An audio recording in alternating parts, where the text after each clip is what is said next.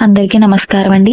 Welcome back to my channel Chandu comedy vlogs. ఈ రోజు video ఏమిటంటే, విష్ణుమూర్తి ఎన్నో అవతారాలు ఎత్తారు, కానీ మోహిని అవతారం ఎత్తడం వెనుక రహస్యాలు ఏమిటో ఈరోజు ఈ వీడియోలో క్లుప్తంగా చెప్పుకుందాం. ఎక్కడా స్కిప్ చేయకుండా చూడండి, ఇంట్రెస్టింగ్ గా ఉంటుంది వీడియో. విష్ణువు భక్తుల కోసం, లోక కళ్యాణం కోసం ఎన్నో అవతారాలు ఎత్తాడు. విష్ణుమూర్తి యొక్క దశావతారాల గురించి అందరికీ తెలిసిన విషయమే. అయితే అన్ని అవతారాల్లో ప్రత్యేకమైనది ఈ మోహిని అవతారం.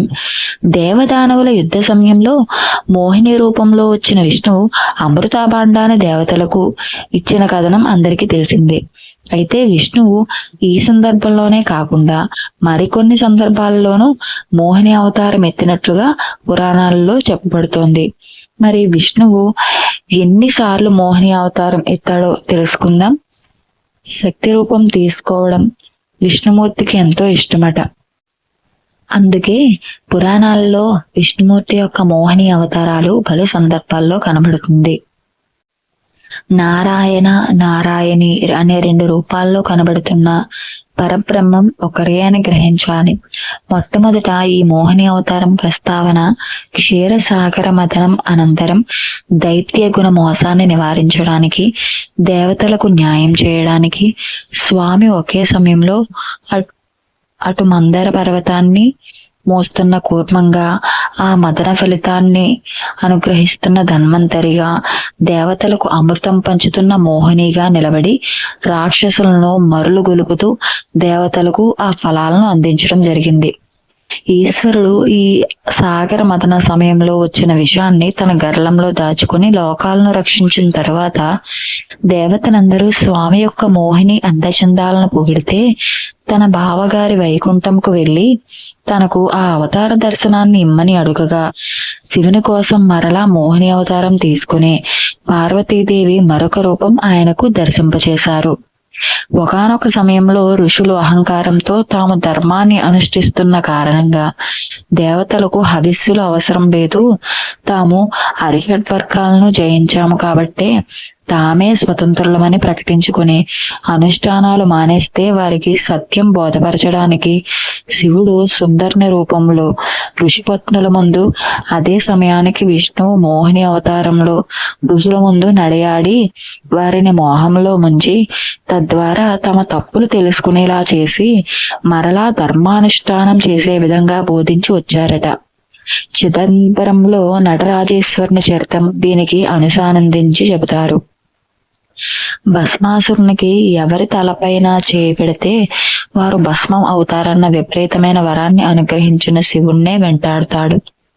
తానిచ్చిన వరం మర్యాద నిలపాలి కావున లీలా వినోదంగా శివుడు అతడి నుండి పారిపోతున్నట్లుగా నటించగా, తనకు అభేదమైన విష్ణువు ఆ మూర్ఖాసురుణ్ణి మోహింపచేయడానికి మోహిని అవతారం స్వీకరించి అతడి తల మీదే అతను చేయి పెట్టుకునేలా భస్మం అయిపోయేటట్టు చేస్తాడట.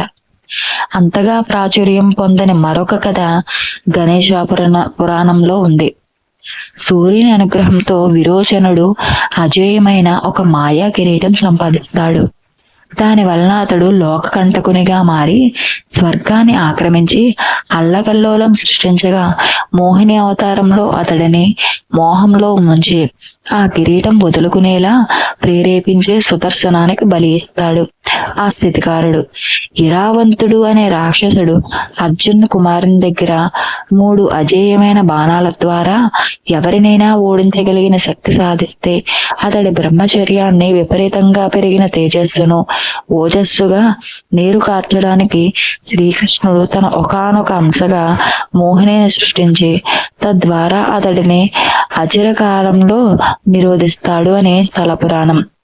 ఇక హరమోహిని కలయిక వలన హరపుత్రుడు ఉద్భవించారని కొన్ని పురాణాలు ఘోషిస్తే, కొన్ని తమిళ పురాణాల్లో అక్కడ అయ్యనార్ అవతరించారని, అగ్ని పురాణం ప్రకారం హనుమంతుడు ఉద్భవించారని, లింగ పురాణం ప్రకారం ఉమయం గనగా విష్ణువు శివుని పుత్రుడైన స్కందునికి పుట్టుక కలిగించినట్టు చెబుతాయట.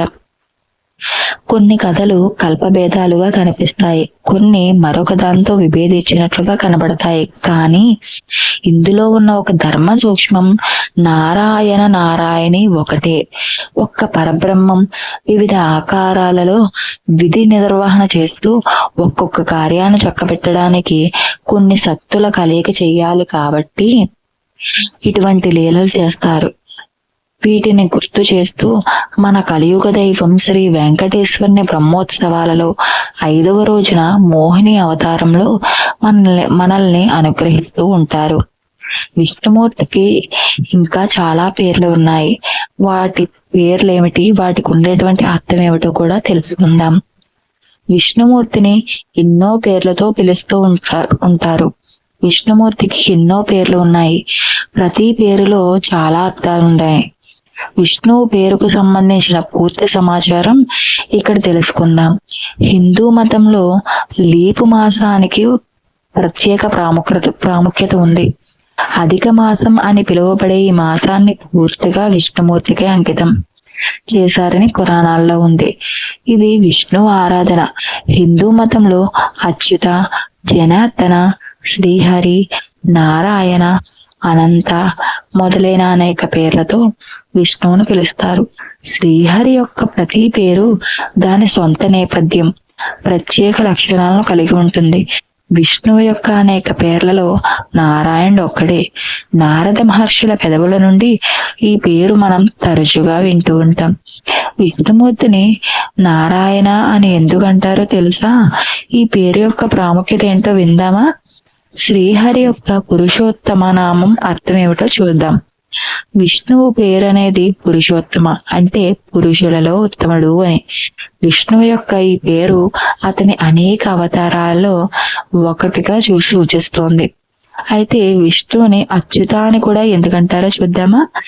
అచ్యుత అంటే ఎప్పటికీ నశించని వాడు లేదా శాశ్వతంగా అమరుడు అని అర్థం. విష్ణువు భూమిపై శాశ్వతుడు కాబట్టి విష్ణువుకు ఈ పేరు పెట్టారట. మరి హరి అని ఎందుకంటారు? విశ్వంలో పతనమైనప్పుడల్లా విష్ణువు వివిధ అవతారాలు ధరించి భూమిని రక్షిస్తాడని మత విశ్వాసం. అందుకే విష్ణువును విశ్వరక్షకుడిగా పేర్కొంటారు. హరి అంటే ఒక వ్యక్తి యొక్క అన్ని బాధలను తీర్చేవాడట. విష్ణువును నారాయణ అని ఎందుకు పిలుస్తారు? ఇదివరకే మనం పురాణాల్లో చెప్పుకున్నట్లుగా నారదుడు విష్ణువును నారాయణ అని పిలిచేవారు. నీరా అనేది నీటికి పర్యాయపదం. సంస్కృతంలో అమీర్ని ప్రత్యేక సందర్భాల్లో నర అని కూడా పిలుస్తారు. వైకుంఠధామంలో క్షీరసాగరంలో నివసించే శ్రీహరితో ఈ నీటికి గాఢమైన అనుబంధం ఉంది. అందుకే శ్రీహరిని నారాయణ అని కూడా అంటారు. శ్రీహరిని విష్ణువు అని ఎందుకంటారు?